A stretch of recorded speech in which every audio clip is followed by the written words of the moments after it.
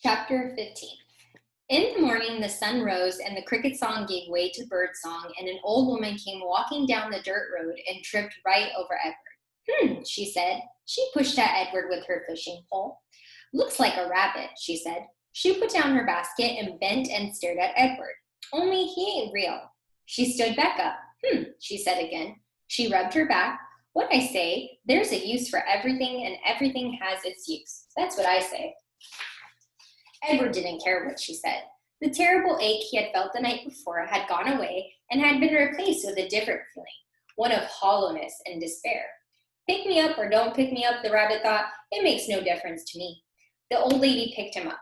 She bent him double and put him in her basket, which smelled of weeds and fish. Then she kept walking, swinging the basket and singing, Nobody knows the troubles I see.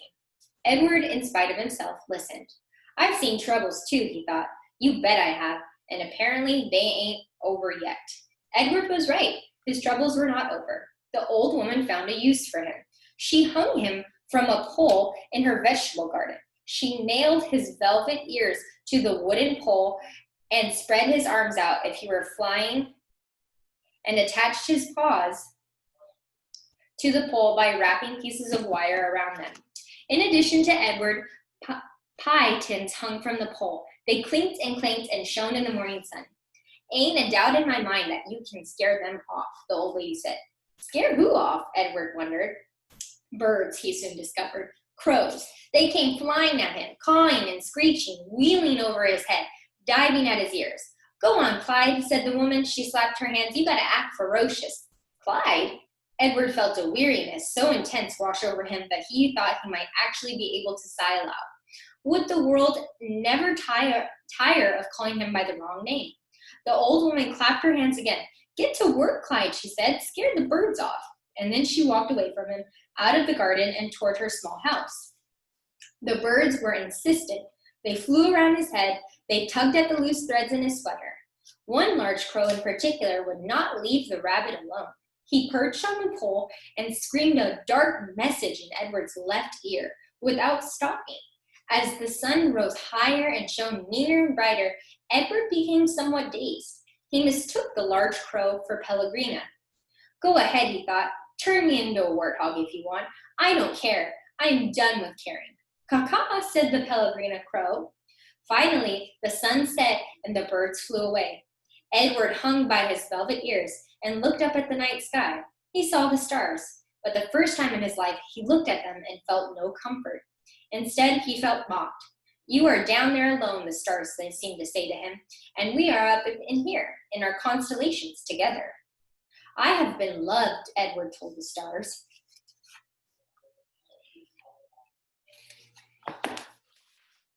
So, said the stars, what difference does that make when you are all alone now? Edward could think of no answer to that question. Eventually, the sky lightened and the stars disappeared one by one. The birds returned and the old woman came back to the garden. She brought a boy with her. Chapter 16. Bryce, said the old woman, get away from the rabbit. I ain't paying you to stand and stare. Yes, ma'am, said Bryce. He wiped his nose with the back of his hand and continued to look up at Edward. The boy's eyes were brown with flecks of gold shining in them. Hey, he whispered to Edward.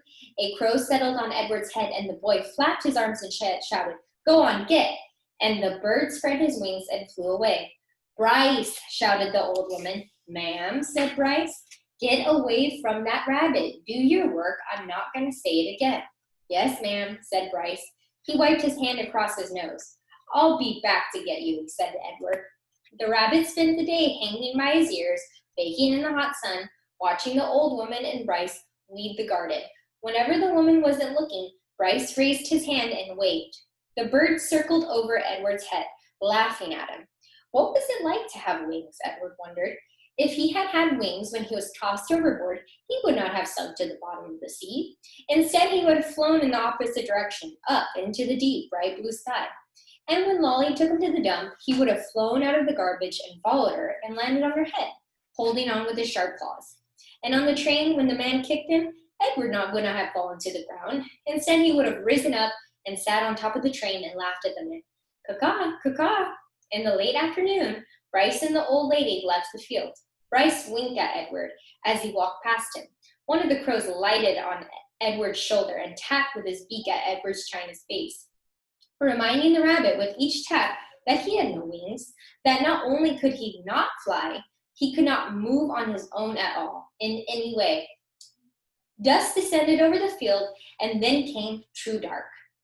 A whippoorwill sang out over and over. It was the saddest sound Edward had ever heard.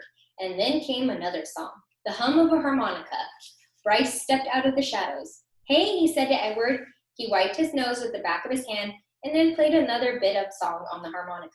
I bet you didn't think I'd come back, but here I am. I come to save you. Too late, thought Edward as Bryce climbed the pole and worked at the wires that were tied around his wrist. I am nothing but a hollow rabbit. Too late, thought Edward as Bryce pulled the nails out of his ears. I am only a doll made of china. But when the last nail was out and he fell forward into Bryce's arms, the rabbit felt a rush of relief, and the feeling of relief was followed by one of joy. Perhaps, he thought, it is not too late, after all, for me to be saved. Chapter 17.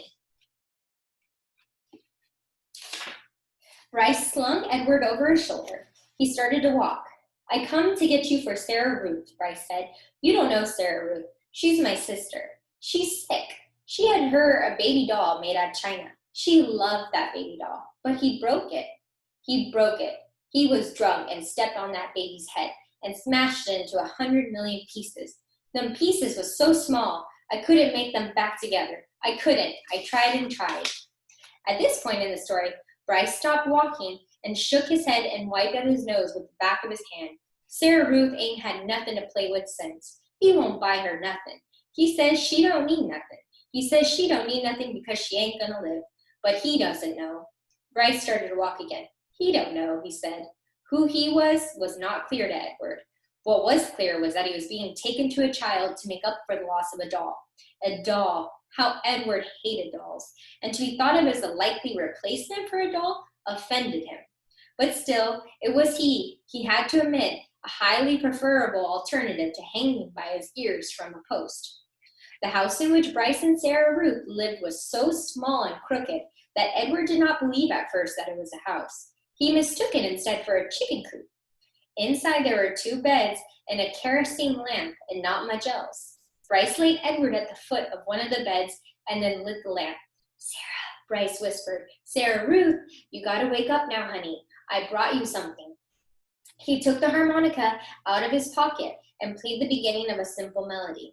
The little girl sat up in her bed and immediately started to cough. Bryce put his hand on her back. That's all right, he told her. That's okay. She was young, maybe 4 years old, and she had white blonde hair, and even in the poor light of the lamp, Edward could see that her eyes were the same gold-flecked brown as Bryce's. That's right, said Bryce. You go on ahead and cough. Sarah Ruth, yes. She coughed and coughed and coughed. On the wall of the cabin, the light cast her trembling shadow hunched over and small. The coughing was the saddest sound Edward had ever heard, sadder even than the mournful call of the whippoorwill. Finally, Sarah Ruth stopped. Bryce said, You want to see what I brought you? Sarah Ruth nodded. You gotta close your eyes. The girl closed her eyes. Bryce picked up Edward and held him so that he was standing straight like a soldier at the end of the bed. All right, now you can open them. Sarah Ruth opened her eyes, and Bryce moved Edward's china legs and china arms so it looked as if he were dancing. Sarah Ruth laughed and clapped her hands. Rabbit, she said. He's for you, honey, said Bryce. Sarah Ruth looked first at Edward and then at Bryce, and then back at Edward again. Her eyes were wide in disbelief. He's yours. Mine, Sarah Ruth, Edward was soon to discover, rarely said more than one word at a time. Words, at least several of them strung together, made her cough. She limited herself. She said only what needed to be said. Yours, said Bryce. I got him special for you. The knowledge brought another fit of coughing in Sarah Ruth, and she hunched over again. When the fit was done, she uncurled herself and held out her arms. That's right, said Bryce. He handed Edward to her. Baby, said Edward Ruth. She rocked Edward back and forth and stared down at him and smiled. Never in his life had Edward been cradled like a baby. Abilene had not done it, not Nellie, and most certainly Bull had not. It was a singular sensation to be held so gently and yet so fiercely, to be stared down at with so much love. Edward felt the whole of his china body fill with warmth. You going to give him a name, honey? Bryce asked. Jangles, said Sarah Ruth, without taking her eyes off Edward. Jangles, huh? That's a good name. I like that name. Bryce patted Sarah Ruth on the head. She continued to stare down at Edward. Hush, she said to Edward as she rocked him back and forth. From the minute I first seen him, said Bryce, I knew he belonged to you. I said to myself, that rabbit is for Sarah Ruth for sure. Jangles, said Sarah Ruth. Outside the cabin, thunder cracked, and then came the sound of rain falling on the tin roof. Sarah Ruth rocked Edward back and forth, and Bryce took out his harmonica and started to play, making the song keep rhythm with the rain. And here's Bryce and Sarah Ruth and Edward.